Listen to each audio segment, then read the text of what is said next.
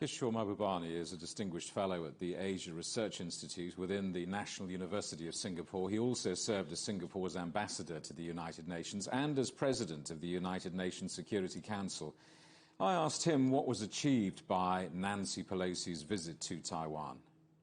Sadly, the visit has shown that the United States is deeply divided as a country, because this visit was certainly not endorsed by President Joe Biden. He wasn't happy about it. But Speaker Nancy Pelosi, in an effort to improve her personal poll ratings, decided to risk the U.S.-China relationship to Taiwan. Is this a diplomatic flash in the pan, if I can call it that, or do you think it has longer-term implications? It has longer-term implications because the most important geopolitical relationship is the one within the world's number one power, which today is the United States of America, and the world's number one emerging power, which is China. And as I document in my book, Has China Won? This geopolitical contest will last for at least another 10 years or more for deep structural reasons. And therefore, when it is mishandled, as this Pelosi visit was mishandled to Taiwan, then what it does is that, of course, it increases the suspicion between the two countries, makes communication more difficult, and makes the situation more dangerous. And therefore, it's very important for both sides to exercise a lot of restraint to ensure that visits like this don't trigger accidents that could lead to very dangerous confrontations.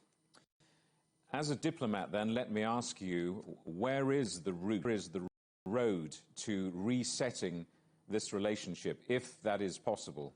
Well, I think it is definitely possible to reset the relationship. And fortunately, the greatest strategic thinker in the United States is Henry Kissinger. And he has given a very simple piece of advice. He said, the United States must stop these endless provocations of China.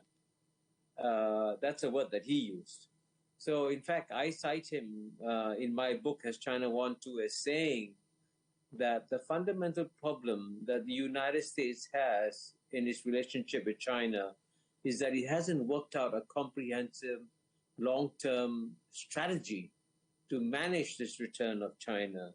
So one way, frankly, of finding the route back to a better relationship is for the United States to step back, look at this overall comprehensive long-term strategic picture, and then decide how it's going to live with the China that is going to become, in many ways, as strong as, if not stronger than, the United States of America.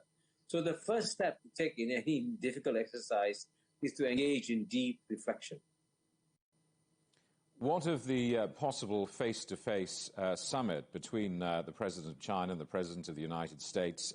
Does it now go ahead? And if so, what are the prospects for those talks?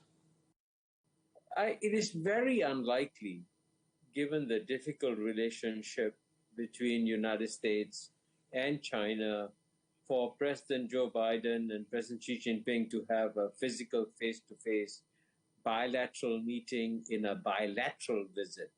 However, they can definitely meet in a multilateral setting. And fortunately, there are two important leaders meetings coming up.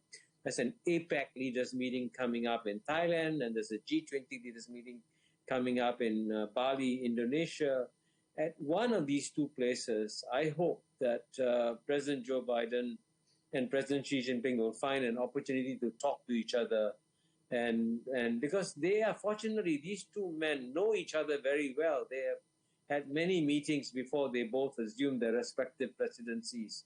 And if a way can be found for them to have a bilateral meeting within a multilateral setting, then I hope that there will be, in one way or another, maybe even a slight improvement